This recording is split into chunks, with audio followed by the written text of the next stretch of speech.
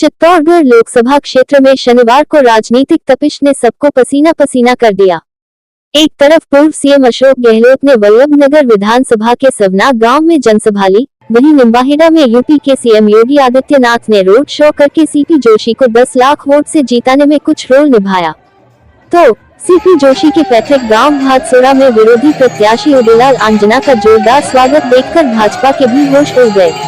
योगी आदित्यनाथ दोपहर करीब 1 बजे निम्बाहेड़ा पहुंचे और माल गोदाम रोड से रथनुमा खुली जीप में बैठकर रोड शो शुरू किया, जो मुख्य मार्गों से होता हुआ पंचोली चौराहा, चंदन चौक, परशुराम सर्कल होकर शेखावत चौराहा पहुंचा। इस दौरान मार्ग में जगह जगह योगी पर पुष्प वर्षा की गई और कई लोग छतों पर खड़े होकर फूल बरसाते नजर आए।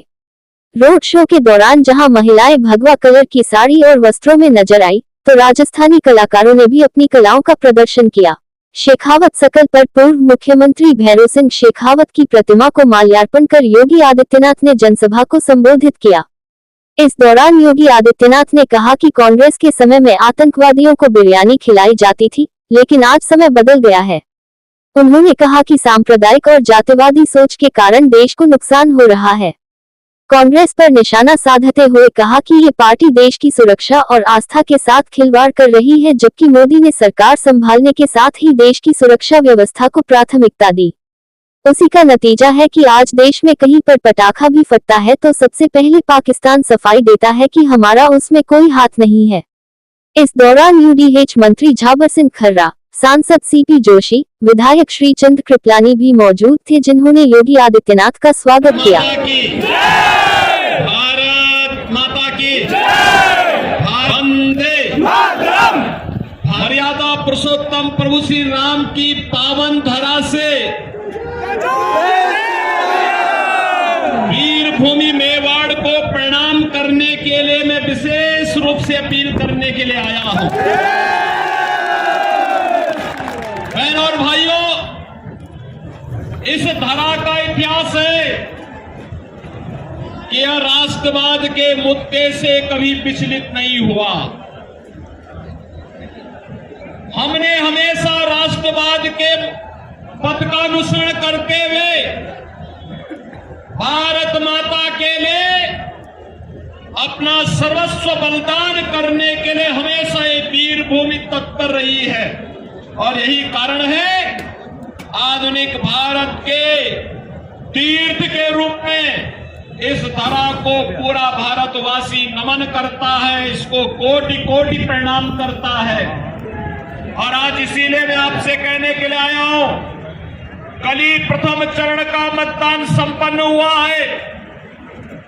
102 लोकसभा सीटों पर पहले चरण में जो मतदान हुए हैं वो रुझान बताते हैं कि पूरे देश की जो आवाज है, फिर एक बार मोदी सरकार, मोदी जी के नेतृत्व में अब की बार 400 पार का लक्ष्य अवश्य सफल होने जा रहा है।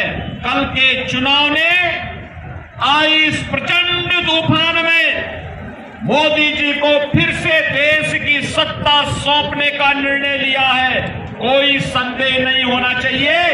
क्योंकि कांग्रेस की सांप्रदायिक सोच के कारण, जातिवादी सोच के कारण यह देश पहले ही भारी नुकसान सह चुका है। कांग्रेस देश की सुरक्षा के साथ खिलवाड़ करने वाली पार्टी है, आपकी आस्था के साथ खिलवाड़ करने वाली पार्टी है। और कांग्रेस तो आज आपने भारत में देख रहे होंगे, आज तो कहीं थोड़ा सा जोर से पटाखा फटता है तो पाकिस्तान सफाई देता है कि मेरा हाथ नहीं है। लेकिन बहनों भाइयों, कांग्रेस के समय में आतंकवादियों को बिरयानी खिलाई जाती थी। राम के लिए कहा जाता था कि राम पैदा ही नहीं हुए, यहीं से जाएंगे। हमारी आस्था के साथ खिलवाड़ किया जाता था। बहनों और भाइयों, जो हमारी आस्था को सम्मान नहीं कर सकते, राष्ट्रीय सुरक्षा को सुदृढ़ नहीं कर सकते, कल ही प्रथम चरण का मतदान संपन्न हुआ है। 102 लोकसभा सीटों पर पहले चरण में जो मतदान हुए हैं और रुझान बताते हैं कि पूरे देश की जो आवाज है फिर एक बार मोदी जी के नेतृत्व में अब की बार 400 पार का लक्ष्य अवश्य सफल होने जा रहा है। कल के चुनाव ने आई इस प्रचंड तूफान में मोदी जी को फिर से देश की सत्ता सौंपने का निर्णय लिया है। कोई संदेह नहीं होना चाहिए, क्योंकि कांग्रेस की सांप्रदायिक सोच के कारण, जातिवादी सोच के कारण यह देश पहले ही भारी नुकसान सह चुका है। कांग्रेस देश की सुरक्षा के साथ खिलवाड़ करने वाली पार्टी है, आपकी आस्था के साथ खिलवाड़ करने वाली पार्टी है। और कांग्रेस को आज आप नए भारत में देख रहे होंगे, आज तो कहीं थोड़ा सा जोर से पटाखा फटता है तो पाकिस्तान सफाई देता कि मेरा हाथ नहीं है। लेकिन बहनों और भाइयों, कांग्रेस के समय में आतंकवादियों को बिरयानी खिलाई जाती थी और अयोध्या में राम के लिए कहा जाता था कि राम पैदा ही नहीं हुए। हमारी आस्था के साथ खिलवाड़ किया जाता था। बहनों और भाइयों, जो हमारी आस्था को सम्मान नहीं कर सकते, राष्ट्रीय सुरक्षा को सुदृढ़ नहीं कर सकते, हमारी विरासत और विकास की यात्रा में हमारे साथ सहभागी नहीं बन सकते, उन्हें सत्ता में आने का कोई अधिकार नहीं होना चाहिए।